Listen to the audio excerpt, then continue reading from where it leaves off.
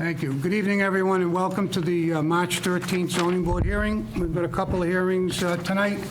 I'll do some general business after this first applicant since we're running a little bit behind. This is on the application of Amy Flanagan of 80 Milk Street, Apartment 3 in Westboro, for a variance relief and/or special permit for the provision in Section 2.4 and 2.5 of the zoning bylaw.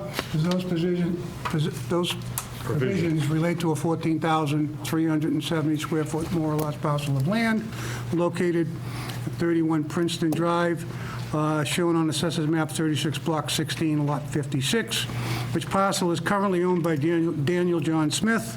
The variance relief is sought from the lot size and dimensional setback provisions of the bylaw in order to permit the applicant to construct and utilize an accessory dwelling unit on the property, notwithstanding the undersized nature of the lot for the zoning district in which it is located, but also from side and rear yard setbacks, provisions of the zoning bylaw.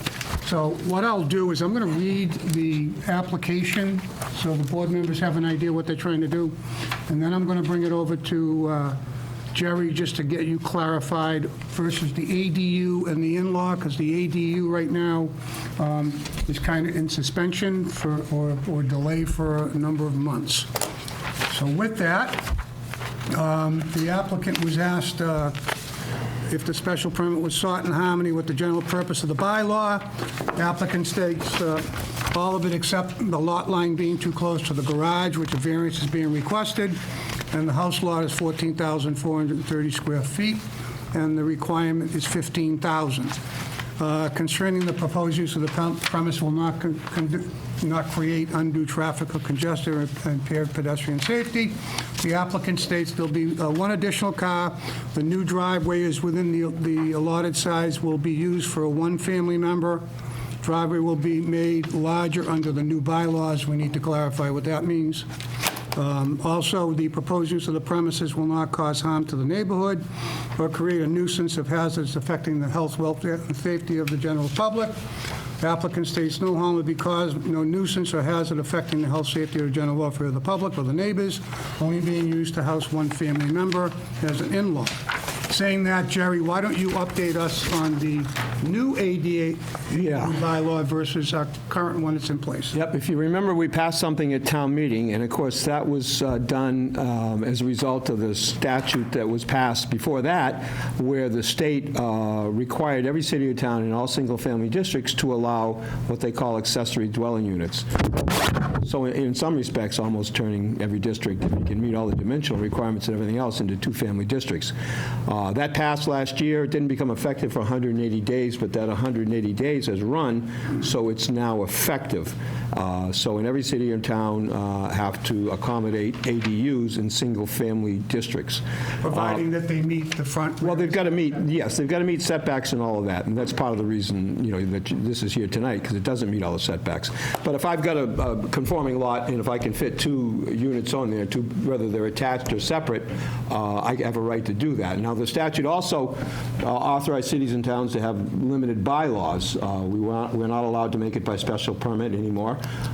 We can't forbid it, obviously, but we can regulate it from other perspectives. And we did at the last town meeting in the fall, passed a bylaw in Milford that would have eliminated the current in-law apartment. I forgot exactly what we call it now, but would have eliminated that and replaced it with a new provision for ADUs. However, that hasn't been approved by the Attorney General. So the old bylaw still remains in effect. Until the Attorney General approves it, they have asked twice for extensions from all cities and towns because they're confused, because there's confusion is created in part because a state agency, highly unusual, but it created regulations that affect this also.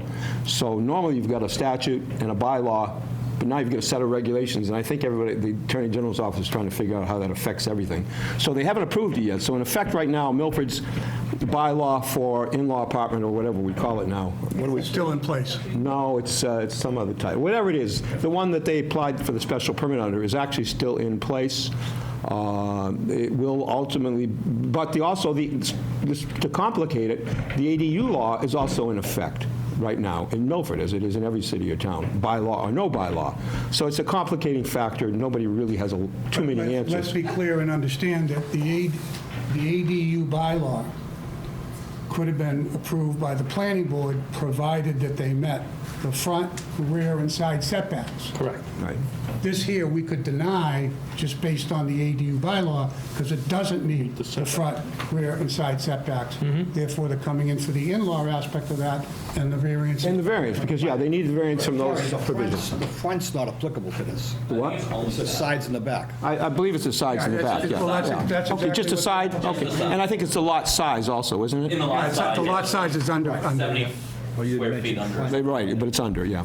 So that's why they need variance Okay, relief. so they need a variance because of, we're doing the in-law apartment In the aspect in-law of it? section, In yeah. order to do that, they Not need a the variance. ADU. The ADU sort of, in a sense, to separate the two in your mind right now. They need a variance in order to have any structure there closer to the lot lines than is permitted, and on a lot that's mildly It's undersized. approving, if we approve the Right. in-law apartment, we're not setting a precedent on the ADUs. No, well, the ADUs, you can't, there's no precedent you can set. If you approve this as an in-law apartment under your standard bylaw right now, that's fine. You grant the variance, you grant the special permit, and that's fine. Now, how that special permit will be affected, 3 months down the line, if the Attorney General approves the bylaw, I really can't say, but it won't be a negative effect on them.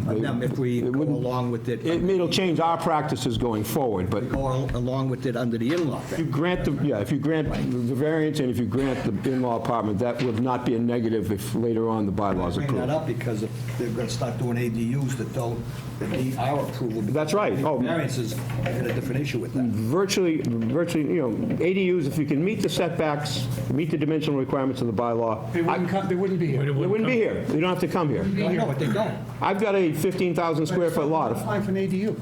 I'm just saying, it's not going to set any precedent. No, on this board no. when it comes to people who don't meet the qualifications. No, it's a variance is what it is, like any other variance. For an in-law. Tonight, we're going under This is the for an in-law. statute of in-law. You're actually going to grant a variance or not, first thing. You're either going to grant, if you don't grant the variance, you're not going to grant a special permit. If you grant the variance, then you can grant the special permit. So you got two applications before you. There's two applications, one for the variance and one for the special permit for the other. Right. So that's what we're working with. We're not working off anything that's got anything to do with ADU tonight. Not technically, no. So with that, let me And they can continue. affect it later on, but not right now. Continue.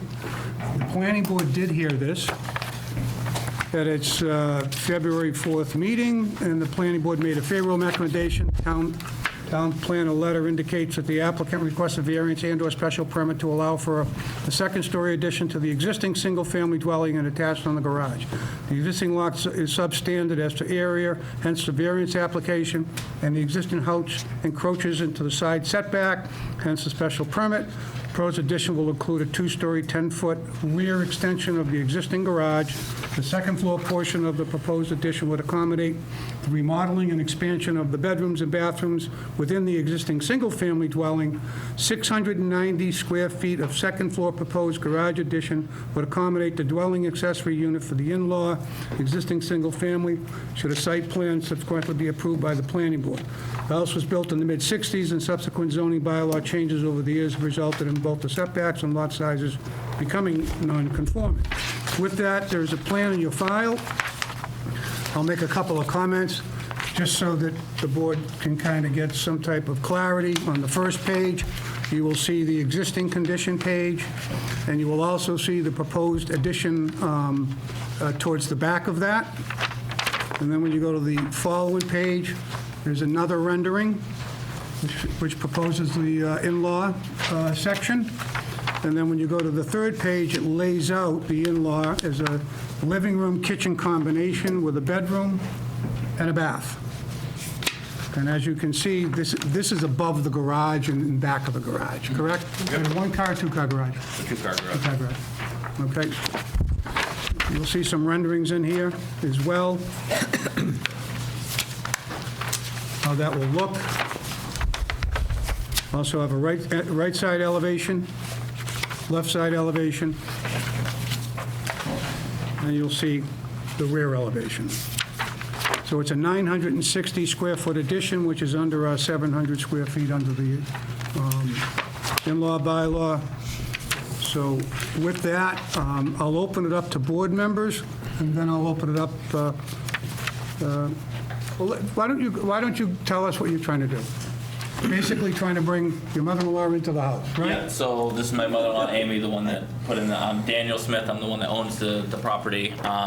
Yeah, we were just looking to essentially, so we're not going out any further, but like you said, over time, the bylaws changed, so the lot line, our existing wall is already like too close, but it's an existing wall, so we're going straight up on it, we're not going any further over, it's gonna go straight up to the second story, and then the way the lot is actually angled, that extension actually goes away from the lot line as well, the way the house is angled on the lot, 10 feet to accommodate a new stairwell to get up into the new area.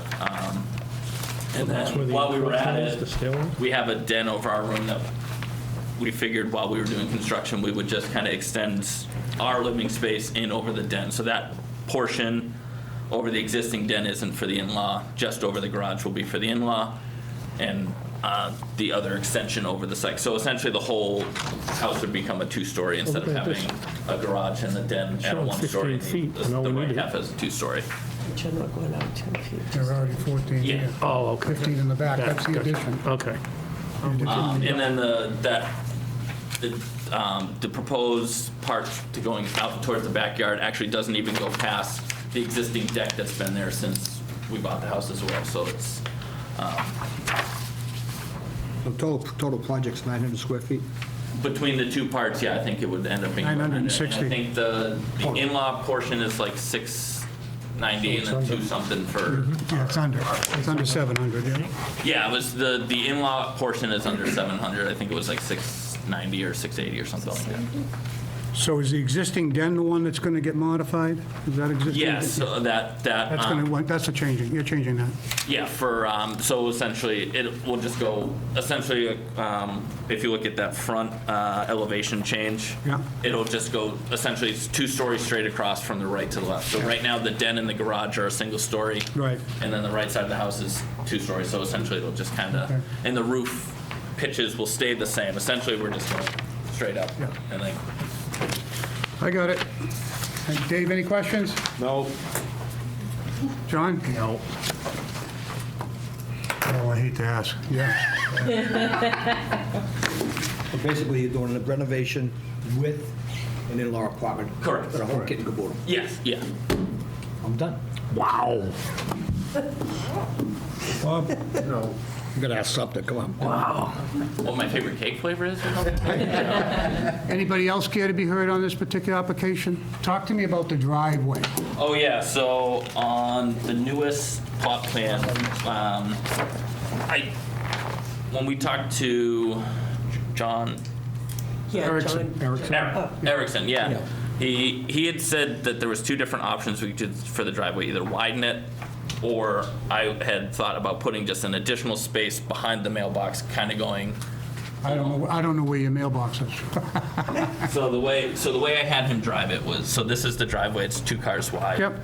And then instead of, he said I could either widen it this way, or just, I was gonna put a space in there so the mailbox is there, and just kind of put like a perpendicular space. Well, you going could up. go to the property line here, too. But it's a retaining wall holding back. So it's higher than the Oh, driveway. okay, that's right, it's hard. So it would either be, because they said they needed to be 3 cars wide to accommodate the new ruling, or, so either way, I mean, whatever the town, like, at that point, I just had them put something, because it had to be on there, I said, well, I would check with the town to see which was more preferred, whether widen the whole thing or put a single space. So there's no topos on this plan. Is this a mortgage plot plan, or you had this drafted? No, I had this drafted. Okay. Okay. So what's missing? Well, usually they try to get the elevations on there, so we Oh. make sure that the water runs. Okay, so I It know. doesn't start running into neighbors' properties once you start construction. This shouldn't, because the way our neighborhood is pitched, it actually all pitches downhill and like to the back anyways. So it's, I don't know how to, I guess it pitches, Probably should recommend some, Southeast.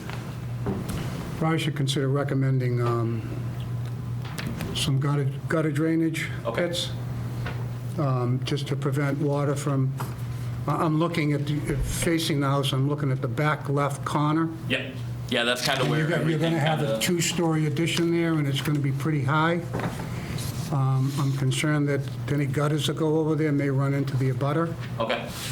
so you may want to just condition that the gutter locations in that area go into some form of a dry well. Okay. Sound good? I said I was done. Sounds good. Okay. Bob, something to say? No, I'm all set. Yeah, boy. So we had to vote on the variance. We're voting on both. Right. So as you know,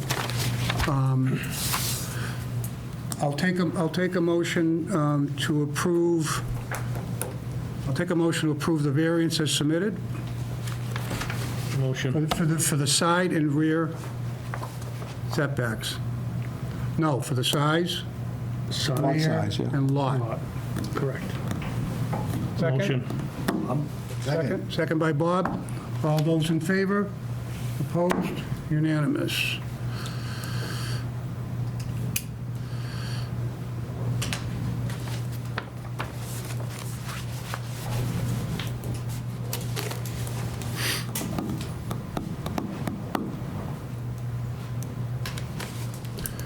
Okay, second variance is on the Special permit. special permit for the in-law. So I tried to explain to your mother-in-law earlier. The in-law requirement bylaws require that you supply the legal department and the building department once a year with just a certified letter, notarized, that you're still living in the property, okay? Yeah. Because historically, what was happening during the in-laws for years is, once it was built, people sold the house, and everybody thinks they got a rental unit. Yeah. So currently, at this point in the stage of what we're doing, Okay. that's the special permit, so I need a motion to grant the special permit under the plans that are submitted. Motion. A motion to approve as submitted. Is there a second? Second. Second by Mark. All those in favor? Opposed? That's unanimous. In addition to that, part of the decision will be that the owner will supply a Drywall. certified, besides the drywall, they'll also be providing an annual certification notarized of still being used as an in-law. In-law. Okay. Okay? Second? We already seconded. already voted on it. We already voted. No, but this was the one for the drywall, another Oh. motion for the drywall. Condition. Then the notarization that the in-law is still active with the current family on an annual basis. I don't think we have to have a, They've got to make sure, because you're not selling it and then making it a rental unit, so that's part of the special permit process, was always that they had to prove annually that they were still, no, that part I understand, but that I don't think we have to vote on that. That is a bylaw in town. right, but we want it in the decision anyways. Okay. Well, we Actually, already- we can make it every 2 years. Usually every 3 years, I think. I thought it was every 3 years, Prefer every year. I personally prefer every year. but I think the bylaw is 3 years. We don't, nobody has a bylaw here, so we don't know. I've forgotten. He has his own effect. We have the authority to make. Why don't we do this? We'll make it Could according make to a the tighter bylaw, the condition. current bylaw, so if it's 3 years. Right. Just, you want the bylaw referenced in the decision. Already approved it. Based on the You want The bylaw. Yep. It's all set. So what is that called? Just so I notarize. What is it? Confusion. It's in the bylaw as to what you have to do. Yeah. It's part of that section 15, 3.15 or whatever it is, yeah. That's right. It lays out what you have to do. Notarized 1.5. thing Just- can just- say Just a note. still being used by her for an in-law. Yeah. Okay. That's all. 3 years. I could be wrong. Is this son, daughter, mom, She's the mother of My mother-in-law. Yeah. mother-in-law? Yes. Daughter, she's going to kill you now. That's okay.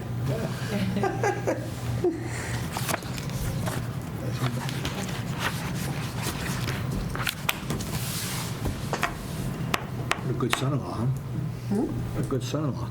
Well, thank you. Just letting me do this, you know?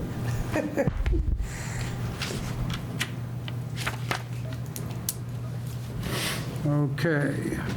With that, all in favor? Opposed? That's unanimous. So now you go down this road, by the way, I believe you have to go back to, do you have to go back to site plan for this? I don't think so, no. Under the new bylaw that isn't in effect, they would, but Right. that's not in effect, so they're under the old bylaw, so All right, so no. you have what's called a 20-day appeal period. Yep. So anybody between now and 20 days from now, if they appeal the decision, you're on a hold. Otherwise, the decision will come in the mail and you'll be able to rock and roll. Now, Erickson also told me after that 20 days, then we have to file something with. Yeah, the- you want to the be able to registry of deeds or record. something You like want to that. You got to record it. the decision. Record the decision. That'll come to you with instructions. come in the mail? Well, you'll be told what to do with the notice that you get. Okay. Yeah. Because you're going to want to have an attorney or someone record that at the registry for you. Otherwise, Yeah. You got to do that. we'll make sure it gets recorded. Congratulations, good luck. Thank you. Welcome to the house. Now that your chinging starts construction. Yeah. Thank you very much. Ching, ching. I'm gonna send you a mailing that will just tell you what the decision was. Okay, perfect. And then after the 20 days. you can- While the next hearing is getting prepared, There you go. I'll go over the, Thank you so much. You got it. Thanks, Good everyone. luck. Have a great night. All right, bye-bye. I'll go over the minutes. So I need approval, a motion from the February 13th meeting minutes, February 13th. I need a motion to approve. I have a second. Second by Bob. All those in favor? Opposed? That's unanimous. What happened, anything? I was wondering what that was. Okay. That's one. Also need a motion for the February 20th meeting minutes. This was for Altera that we put a stay on, which was the last 40B. So I just need a motion for those minutes. Do I have a motion? Dave? Second, John? Yep. All those in favor? Opposed? That's unanimous. Okay. We'll pass these down to our illustrious person. So I'm going to leave when my ride comes, so I'm just, Okay, let's get on to, give that to her. Israel, long time no see. Okay, Right? because I, this is on the continued application of the Gutierrez Company, 200 Summit Drive, Burlington, for the comprehensive permit possession of General Chapter Laws 40B in relation to 25.2 acres, more or less, a parcel of land off Deer Street in Milford, shown as Assessors Mass 14, Lot 4. The petitioner proposes to develop and construct a 150-unit rental apartment development on the site, with not less than 37 of the units to be restricted as affordable for low to moderate incomes and persons pursuant to the applicable laws and requirements of the financing agency. Project eligibility letter was issued to Mass Housing Finance in relation to the site on October 24th. With that, we will continue the hearing and turn it over to Mr. Gutierrez. Thank you. Good evening, members of the board. For the record, my name is Israel Lopez with the Gutierrez Company. I have with me today Dan Clary, who's our traffic engineer, Matt Dinsky from our company, and Will Park from SMMA, our civil engineer. So last time we were here, I had presented a turnaround for the bus that was going to be located on this Phase 3 project. But where I'd like to begin tonight is with one of the comments that I believe Mr. Chair made right at the very end of that meeting, which was a request to install a temporary bus shelter for the site. And I believe the concern was that, there are students that are currently living at the Phase 1 project, and whereas this Phase 3 may not be built for several years, there was a concern to address the need for that existing, group and wanting to put a temporary bus shelter in. So we looked at that and, looked at where we could install that bus shelter. And, what we decided was that we would put it right in front of the Phase 1 project. And so working out quite well. And then we thought, well, rather than make it a temporary shelter, why not just make it a permanent shelter to serve the existing students that are already Phase 1. So I provided some exhibits of this, but essentially what we would do is we looked at the area right in front of Building 1. We looked at the topography and the grading in that area, and what we would propose is to install a Figure shelter 4 on this. right along the sidewalk that faces, is currently the clubhouse, kind of, if you will, reception building that fronts in front of Phase 1. It's literally just a few feet past where the public right-of-way for Deer Street ends, so it's literally just a few feet past that. And buses could come in, turn into the existing driveway, and essentially just turn around and pull up at a shelter that we would install right in front of that existing Phase 1. I've parked in this area a number of times. There's really not much parking, not a lot of traffic or parking in that area. It's used for visitor parking and for folks that want to drive that live a little bit further down in that development and want to drive instead of walking to the clubhouse. So this area is generally pretty clear, and we thought that that's like a really good location for installing that shelter. So that would be at Stone Ridge 1. Correct, and just to be clear, this would be a commitment that we would make as part of Phase 3, so it would be a condition of Phase 3. We need, some time to build it, but rather than waiting for Phase 3 to be developed at some point in the future, we would commit to install this bus shelter prior to that. So what you would then have is, in addition to that, you'd end up with 2 shelters, essentially. This one being one that is located in front of the Phase 1 project. And then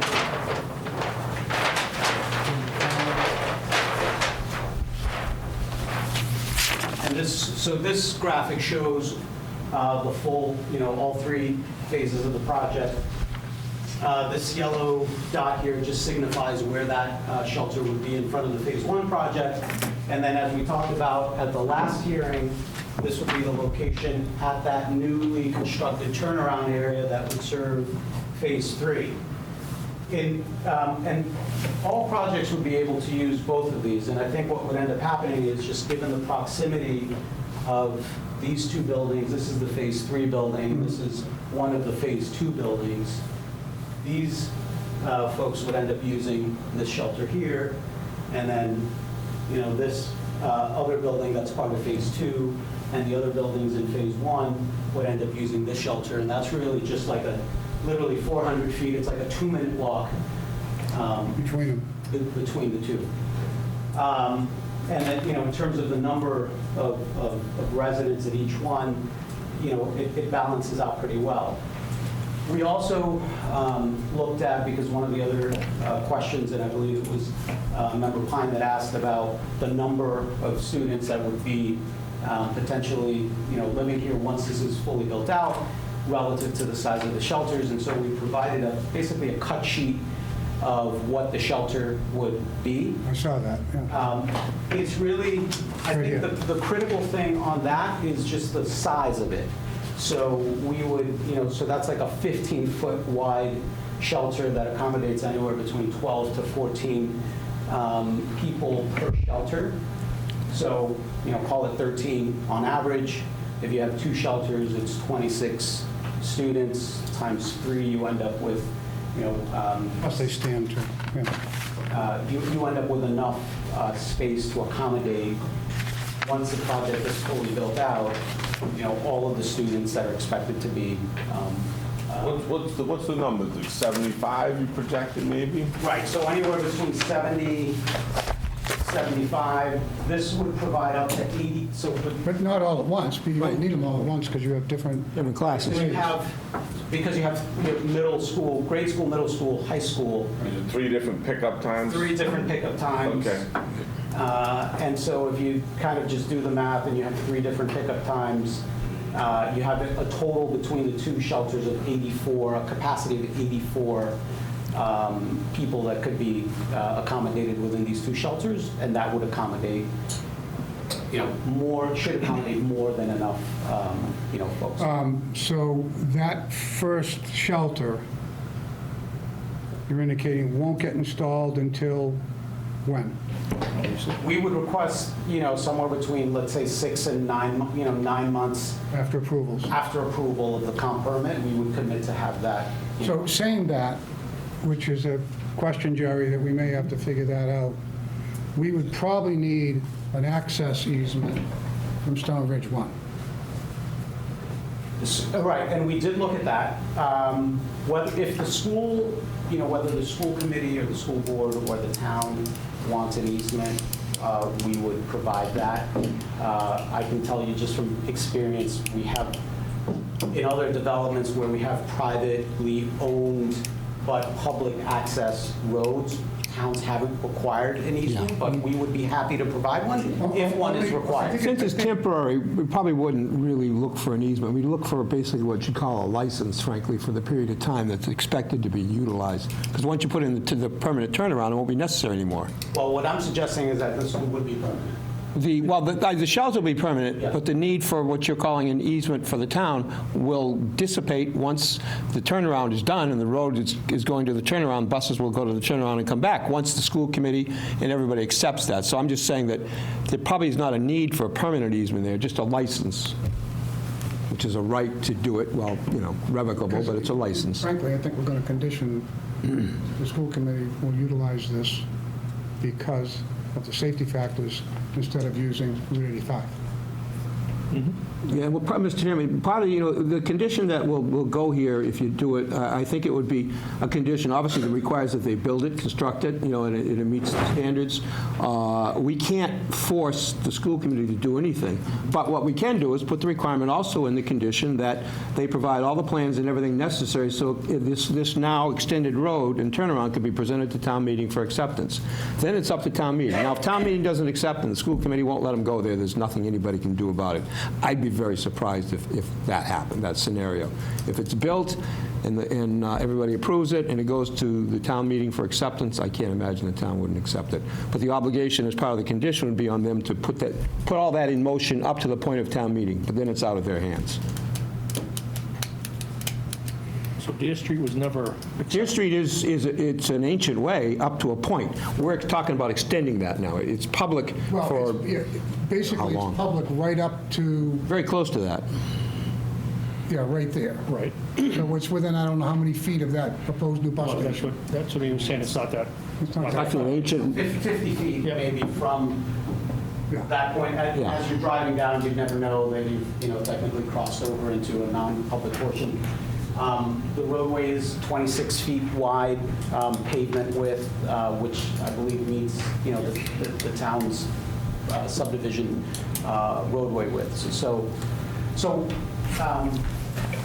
That I think creates a nice solution for the overall project where you've got, you've eliminated folks from parking down at the end of the driveway and having kids having to walk all the way down towards the end of the driveway. And then of course, you'd have the one that we proposed last time. So we also updated the plans to reflect this turnaround. The prior plan set that we had submitted hadn't incorporated that, so we just updated the plans.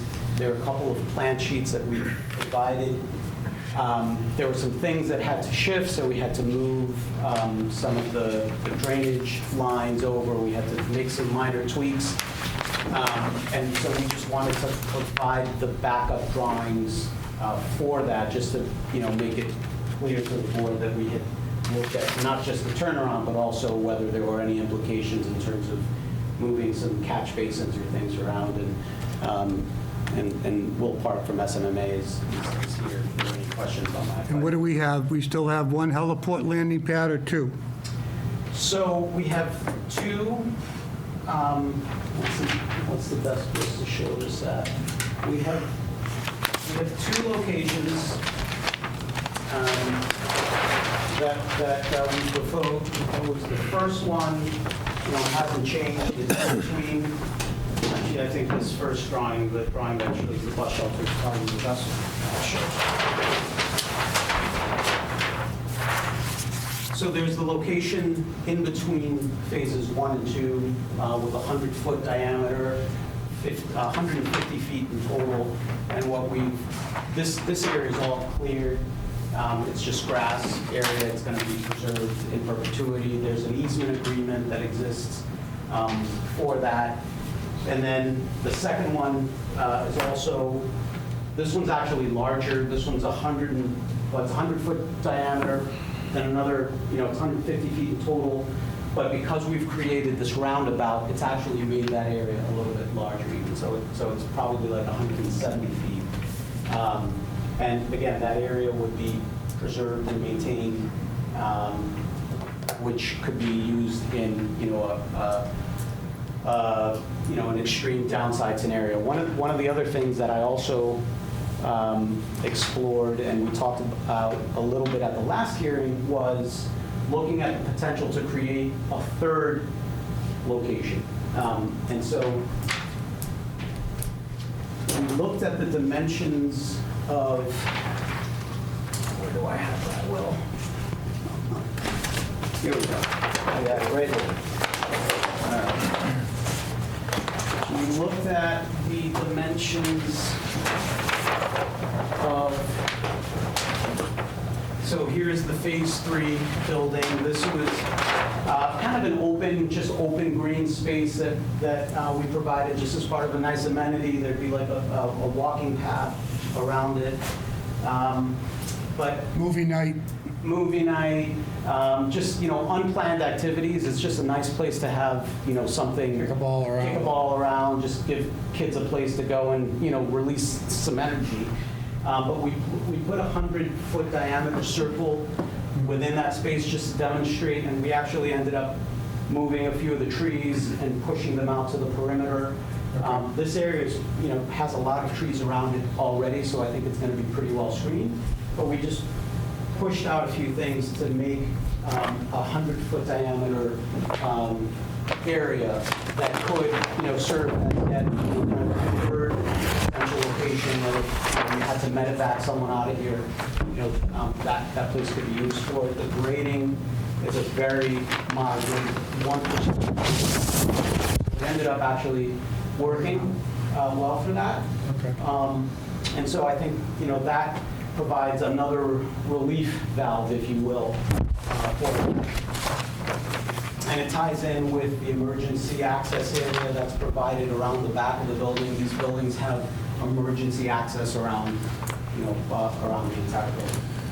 So in terms of, the shelter and providing the emergency access, I think we, tried to address all of those points. Okay. I don't want to jump too quickly, but I'd like you to go through, because I saw the communication going back and forth of what we talked about concerning tying into the trail, going across 85, and I get that. Yes. And I'm pretty sure that most of the board members have not even had a chance to look at that, so you may want to explain that. Sure. And so I'd like to have Dan Clary from Langen Engineering come up and kind of talk through that. We provided a memo, but Dan can talk through that. We looked at the potential to put a crosswalk in in the area, going down the path, the path that Trail, bike trail. the Charles Trail.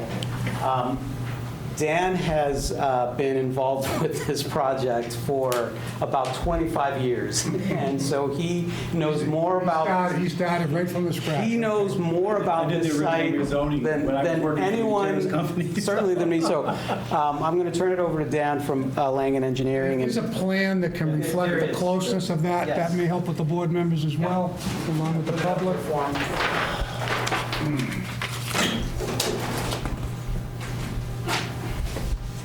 Here we go. Okay. All right, Dan, give us a marker. Hopefully this will be the last time I talk about this project. But Dan Clary, Senior Traffic Engineer, Langen, Boston. Okay. Thanks, John. Israel had told us your last meeting required buffer.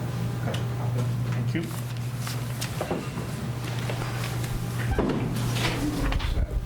John's not in the panel, just so you guys wonder. He's not walking out on you because he doesn't like you. He's just, He's wouldn't let me an into it. alternate member. He wanted to bring him in at the last minute. Right. Okay. I'm sorry, go ahead. Gary, take care. all right, see you We later. had, Israel had asked us to take a look at the feasibility of placing a mid-block pedestrian crossing somewhere between Deer Street and the 495 ramps. Can you show us, to point to the Deer Street Deer Street's area here. and the trail? Cedar Street, Yeah, ramps, and the trail is back here. okay. New England Power Company easement runs like this. There's a wetland that sunk down Right. in this I area. saw that on your note, yeah. Yep. And the distance, this is about 770 feet between these two locations. There's a number of private driveways, commercial driveways on this side of the road. This is a full 100-foot no-access zone area Yeah. as well, near the ramp. Okay. When you, I don't know what's in the water lately, but this issue has been coming up on a number of projects that I'm working on with regard to mid-block crosswalks. And whenever you consider doing that, the MUTCD, the provider for traffic control devices and signs and lines and everything, recommend that you do an engineering study to determine whether or not it's and it's appropriate for that location. There's plenty of sight distance out here. You can see as you approach this. I drove it this afternoon just to refresh my memory, but that's not an issue. The issue becomes spacing, where you place it among these various driveways. Curb cuts, yeah. Yep. The MUTCD requires that they be at least 300 feet from a major intersection and 100 foot from a minor drive or minor street. Unfortunately, when you try to then place it within here, within these driveways, you can't meet those criteria. The second problem that we have out here is there's no sidewalks, the lighting is not good, there's no lighting. For instance, the only place that you can even comes close is kind of right in the middle here, and that drops off pretty quickly just after you get off the lip of the curb. And there's no place to land, there's no place for people to stand, there's no place to put the equipment, you know. And it's So- state, and it's state. Yeah, and like I said, it's right down to here. Here's not, but, you know.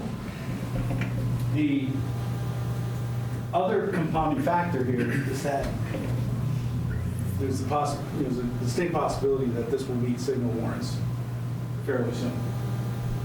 Which will help trigger a crosswalk, If- I hope.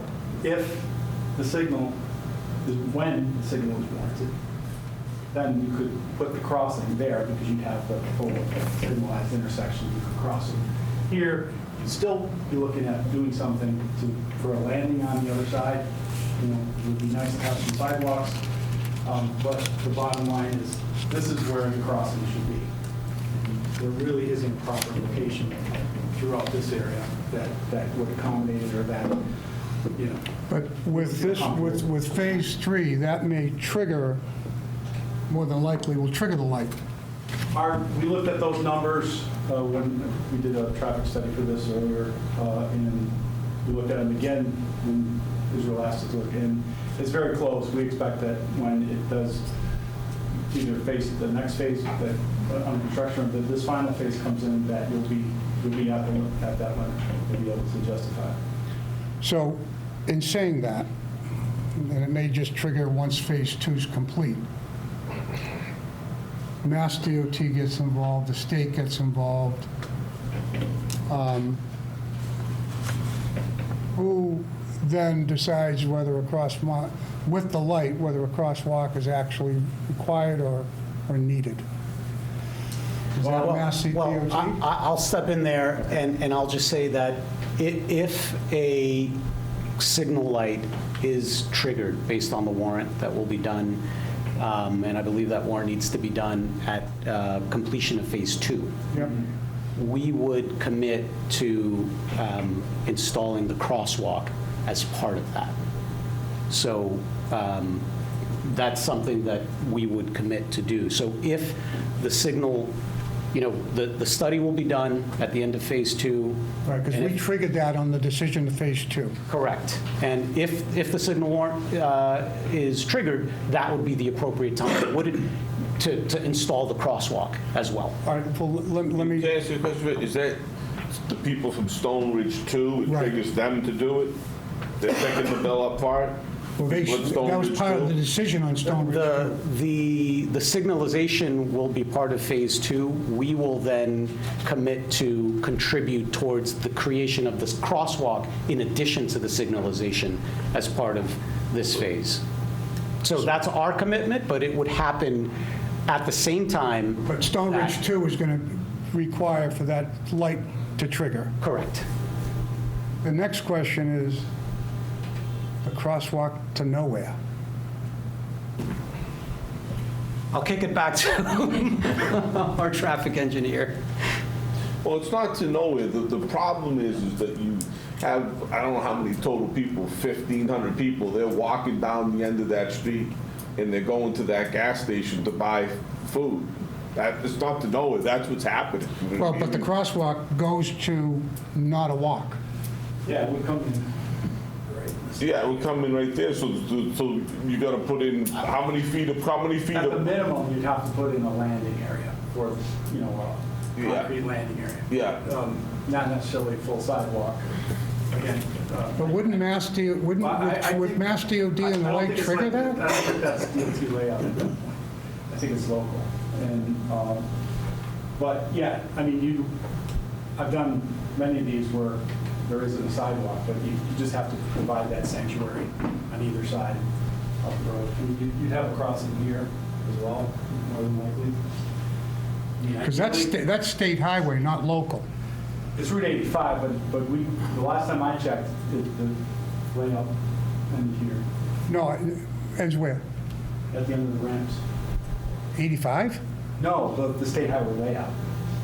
State highway layout. Yeah, but I'm pretty sure this is town. So we believe that, so in looking, No, I think that's state. 85 is I a think that's state Route road. 85. Right through Hopkinton.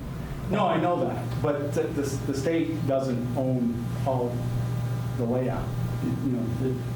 We'll check it. But they control it. They control what we do. We don't It's not their do, layout, and they Well- don't need to review it. I'm pretty sure it's their layout. It's, Well, we'll check it again. Double check it, but yeah. Well, the question, My only- the question that you're asking is, if the crosswalk comes across and there's a landing, you need a couple hundred feet of sidewalk to get to Right. the gas station. That's Right. what you're talking about. He's saying that it's local, so if it's local, then we could put it in as a condition. But we're going to check that. Yeah. But the bottom line is whether state or local, I don't think including a crosswalk as part of the signal design is a big lift. We'd have to demonstrate that there is a demand for it. Right. And even if there wasn't a demand and there was a demand later on, retrofitting pedestrian at the signal is not a, so. No, actually, from that standpoint, and again, Dave, it goes back to Garrett's too, so, the heavy lifting for that signal and crosswalk is a big plus, and that heavy lifting is done. It's whether or not engineering-wise, that would have to be picked up again. To engineer it to Garrett's, and maybe Garrett pays for the concrete, because it's going to benefit him. Yeah, the concern though is that you actually have residents in Phase 1 right now crossing the street and going to Garrett's. Yeah. That's the problem. Well, they're all going to do that. Correct. They're all going to do it. But Phase 2 will probably trigger it. exactly, and we think that, the really key thing from a safety standpoint for that crossing is when the signalization, if that signalization gets triggered, and then you create that safe Can I ask you a crossing. question, Mr. Chairman? Sure. So is it, if I understand, it's your commitment on the signals, I say you, Gutierrez commitment, and maybe the whole group up there, on the signal, to fund the signalization once it's warranted, correct? To pay for it. It's Pay going to for it. trigger, it's going to trigger a light. But That's could the trigger reason why it, we right. have I want to make sure they're committed to paying for it, that's all. Yeah, what I heard though is Phase 2 is paying Triggering it, for it. yeah. He's willing to pay for the crosswalk. Right. Well, if we, whoever's going to pay for it, you got 3 phases in there, maybe 3 or 2 separate ownerships, they're going to have to work that out. If you put a condition that it has to be done as part of Phase 3, it's up to them to, we don't care whether they work it out with Phase 2 or 1 or not, which they will, I'm sure. There's a trigger, and there's already a trigger in place. In Phase 2. Correct. Right. When you transfer that, you transfer those rights to Phase 2.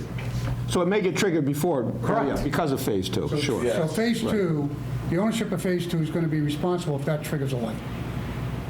So just, yes, and just to, for avoidance of doubt, we would be comfortable with a condition that says if the Phase 2 light is triggered, and that will happen upon the Phase 2 being 85% occupied, there'll be a traffic study that's done.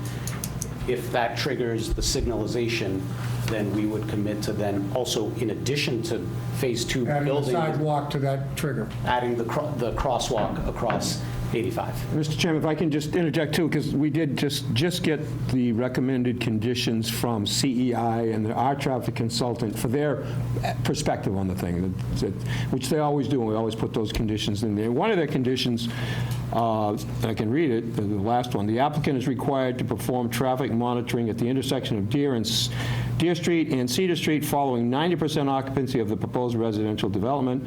Peak hour turning movement count shall be performed from 7 to 9 a.m. and 4 to 6 p.m. on a weekday with schools in session. The results shall be compared to the projected build peak hour volumes documented in the 2024 traffic impact assessment prepared by Langen.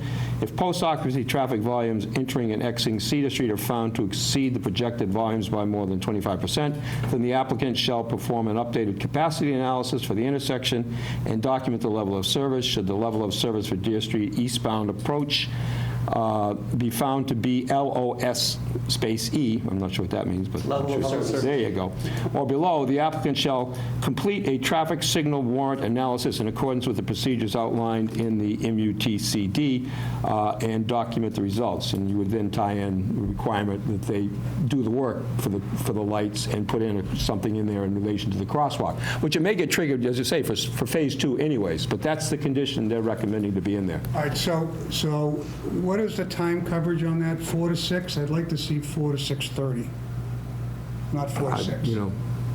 That's fine. Only because Yeah. people that work in Boston, they live here, they leave the office at 5:30, they're not going to pull until 6:30. fine. You need to get that other half hour of traffic, because there's a lot of traffic between 6 and 6:30. Yeah, the peak, we typically look, when we count it from 4 to, count it longer than that, so we can define the peak. Well, longer than 6? 4 to Longer 7. than 4 to 6. 4 to 7, yeah. 4 to 7. Makes more I'm sense. comfortable with Yeah. that, yeah, I'm comfortable. Well, we'll go over all these final decisions, if you grant it, we'll go over all these conditions in more detail. Okay. All right, so we've discussed that. Now let's go to, you prepared to talk about sewer? Yes. Mr. Chairman, I just interject because I did talk to John Manini today. He's not here. I think we did get to you the Tata and Howard report. Yep. John is satisfied. We put a condition in that says they got to comply with all that and with the My biggest rules and concern regulations. is They're happy. the report that was issued, in Tata Howard's report, they're utilizing the assumptions that it is at the right elevation, the assumptions. I think we need to make sure Well, that you better talk to John about that then, because Yeah, 'cause he's the comfortable with assumption it. So he's comfortable with it. Then Yeah, he is. I mean, I've talked to him in detail, and All right. he's very comfortable with Tata and Howard's report being incorporated into the decision, so. Okay.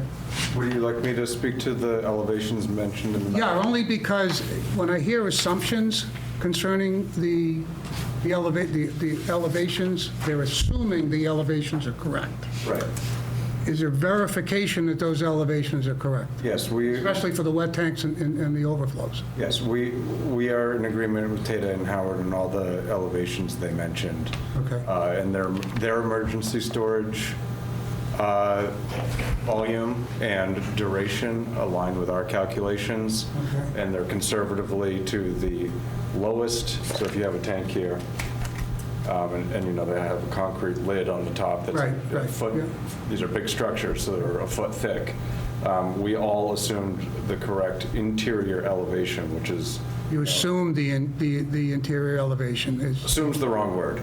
We agree the interior elevation is 297 and a half. and it's confirmed, okay. Yes, we're all in I'm just agreement. looking for the confirmation aspect. And those were based on the as-built Plans. plans. Okay, all right, so those are all based on as-built, Yes. okay, And we are in agreement with the calculations. okay.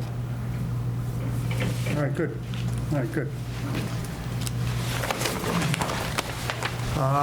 What else did we have, Jerry, that Outstanding was issues? still outstanding? Well, I mean, the size of the, I'm having a tough time on units. that's what I say, the size of the number of units is Yeah. maybe the only outstanding issue. You know what, I got to really dive into this and think it through a little bit more. I mean, if they don't mind, maybe we take I don't know when our next hearing is, bring them in so we can get that final determination. Well, yeah. Because I know we have board members, some want to see 110, some want to see 80. I just want to consume this and really dissect. We're certainly not going to kill the project. So you want to have a meeting really to address that last issue before you Yeah. close the public hearing and Yeah. talk about conditions? And then we can start going down the road of conditions, if that's acceptable with everybody. Might make sense? It does, and if I could maybe just say a few words on that point Okay. before the board closes out this evening. I know that, and I don't want to put the cart before the horse by any stretch, but I know the board and members have expressed, a desire to look at the unit count and impose a reduction on the unit count. And I know also that we have accepted a unit count reduction on prior phases of this project. So I'd just like to say a few words on that. You've worked with us. For the board's consideration, as you go back and you kind of think about this, I just want to highlight a couple of things about this project. And so I think of all of we would request that the board consider approving the project as presented with 150 units. I think of all of the projects that are before the board currently. I know there are several other 40B projects that are before the board. This is the only one, our project is the only one that has been recommended favorably by the planning board. And I know Larry Duncan is very good at what he does, but I think a lot of that is due to the fact that really the most important thing is this is a great project. It's located in a part of town that's suitable for residential, where it's not going to have really any impact on traffic throughout like local roadways. The project itself is very well conceived.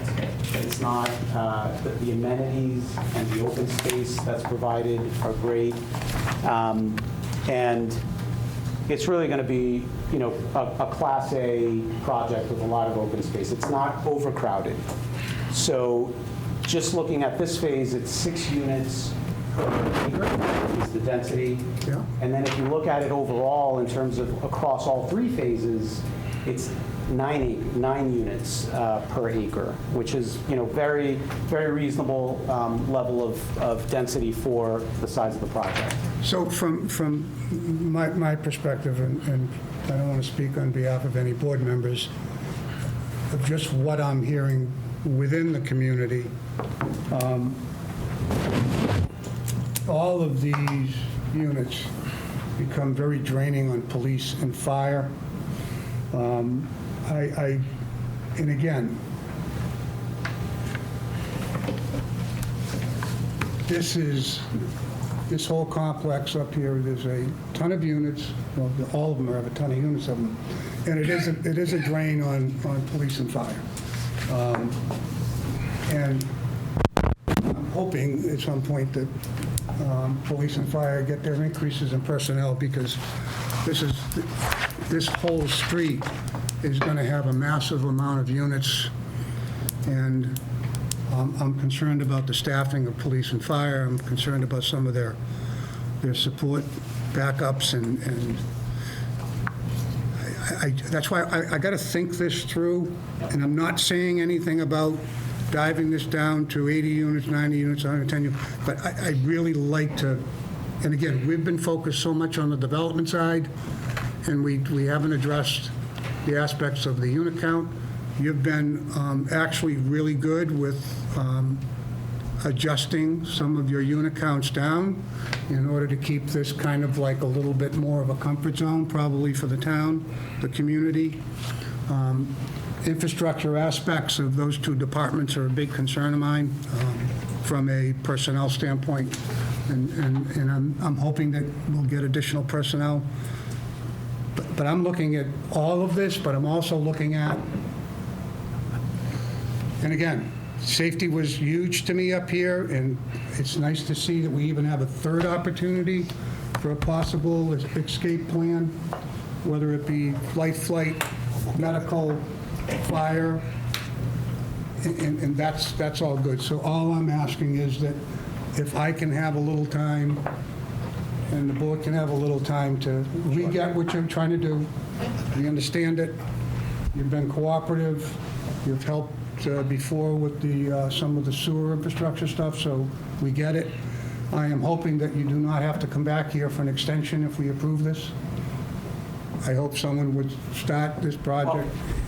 To that point, to that very point, I think that's one of the things that I also wanted to highlight is that this project, we think it's in a great location. I think we've demonstrated, the impacts are going to be minimal to the town, and it gives the town the greatest opportunity to create that cushion for future projects. I don't know, I don't presume to know anything about the viability of the other two projects that are before the ZBA. They're smaller projects. We're in three projects. I know we're in shaky times, and who knows whether those projects will actually come to fruition or not. You never know. They're smaller. This project will happen. We acquired this land 25 years ago. We're patient. We will get this project done eventually, and I think that will give the board and the town a good cushion that you can rely on against, additional housing in the future. We wouldn't be in the position with the other three units if we didn't get Stone Ridge 2's permit on time. So the building permit really triggers a lot of that. So I think that's a key component for you to trigger that, because it brings us up to that 11.5%, roughly. So, Well, I'll tell you right up front, you better have one hell of a good reason for another extension on a permit. yeah, it's usually money. It's not going to happen Because again. because the interest rates are. In saying that, can someone give me, when is the next hearing when's the soonest we can have this continued? The sooner You have the other two on April 3rd, isn't it? I want to do it before that. I think you should, yeah. I mean, I don't think you should wait for that. Well, So today's the 13th. What's the best day? Do 27th? Thursday, is that a Thursday? It's a Thursday, so it's not next Thursday, the following? Did you want to do next week? I'm out of country. What about a week from today? A week from today would be the March 20th. It's enough time, and in that interim, I can have some discussions with yeah. Mr. Lopez and see where we can go. You going to be around? 20th, yeah. 18, 19, 20? Yeah, I'm 20th? around that week, yeah. Well, would you prefer a Wednesday or a Thursday? Either works. I don't want to delay it and delay it and delay it. The 20th works for me, that's fine. 20th works? Can we do 6 o'clock, or is there somebody else scheduled here? Maybe the 9th. Unless we do Wednesday. Well, the 19th might be better. Do Wednesday? Yeah, I don't care. I don't care. Wednesday. Wednesday, okay. Can we do 6 o'clock on Wednesday? I'm fine. Are you away? So we have to have the board members present. They'll all be, there's only 4 of you, so all 4 got to be here. Yeah. I'll be here. Okay. I think, my only comment is, 30 years from now, listen, the project, going through the first project, it's very nice, you know what I mean? My concern from, my family lived in this town for over 100 years is that, 30, when you put 700-800 units in one section of town, does it come community green in Chicago? You know what I mean? Does it become in You know, Right. You don't want to have 700 apartment units in one section of town all on top of each other because, you know, what if you know, it turns and it becomes dilapidated and, you know, that's the problem. I mean, look, this, with the Gutierrez company, this all started off as a business park, and we're gonna build out the business thing, the town rezoned it for you, whatever like this, and now we got the, you know, all these units or whatever. It's from a town planning standpoint, I don't think it's a good thing to have all these units in one section. I don't think it's a good thing, you know, but we're under the 40B thing, so we have to work with you, but it's not great planning. And it's a dead-end street. You know, it's not like it's a throughway and stuff, so it's a lot. And I think everyone in this room knows it's a lot, you know what I mean? So, you know, and look, we've worked with you really well, and, you know, I think we got a bad deal because you never pulled the building permit, because you're waiting to sell the place. It was over money, like, so it was all over money. You know what I mean? Because It usually is. I know. If we go, you know, a little bit further back, You guys could have pulled the building permit and just held the building. we didn't control the building permit. That's a No, but- totally separate but- entity. And honestly, we tried to have the project start sooner. And if you remember, Trammell Crow was in here, and they couldn't, you know, they lost their equity. But because of the inaction of the building permit, we got stuck with all this chaos that's happening in front of us right now, whatever, because that wasn't our fault. You know, we were good guys and gave an extension that was too long. So for being good people, being good guys and working with everyone, we kind of got screwed a little bit. I will say, and I completely hear that, if you look through, you know, what's happened in, you know, Littleton, Westford, Ashland, you name the town that's within, you know, a 5-mile radius of Milford, and they are getting Slam. thousands of units, not, you know, not this level of units, but a significant number of units. That's all due to the MBTA, Let you me know, ask you a community. question, Israel. Had Phase 2 pulled the permit on time and we wouldn't be addressing this 40B issue as we are now, what were your plans for that property? We held it for 25 years. We would hopefully, maybe the office market comes back at some point. But we had looked at other uses for that site, light industrial, GMP, a lot of the types of uses that are already, you know, present in Milford. Market, you know, that market's just not, you know, just wasn't Look at there. Amazon, they moved out and they just spent millions over there with a big addition. Yep, there's a lot of Okay, space, a lot so- of empty space out there. So There we'll, are thousands of units, you know, that, you know, other communities. Everywhere. And this would give Milford, you know, protection for, Milford didn't fit into the MBTA zone bylaw. We didn't fit in, so that didn't Thank affect God. us. It's one benefit of not having the MBTA, right? Yeah, that's correct. all right, so we're going to continue this till 6 o'clock on the 20th? 19th, I think. I'm sorry, 19th? Is there, do you have a preference? whatever works for the board better. Let's do the 19th. 19th. On a Wednesday, 6 o'clock. Well, maybe change It won't be the that long, calendar if that works. Okay, Yes, it Because we does. need to post that in advance. yes. We'll get it posted tomorrow. Yeah, Israel, if it changes, Yeah, they'll do it tomorrow. because we have to post this by, we have to 48 hours notice to post this. Yeah. Yeah, you Well, can post it Thursday. tomorrow. Post it tomorrow. We can post it Monday. I can post it Monday even. All right, so if something triggers on your end tomorrow, let her know. Okay. And we'll go from Wednesday to Thursday. Yesterday, Yeah. Thank you. the 19th. With that, I'll take a motion. Right. Anything else we have to At discuss? I 6. think we're good? All right, great. All right, with that, I'll take a motion to adjourn. Motion by Second. Mark, second by Bob. All those in favor? Aye. Thank you, everyone. Appreciate it very much, gentlemen. Thank you. Have a good night, everyone.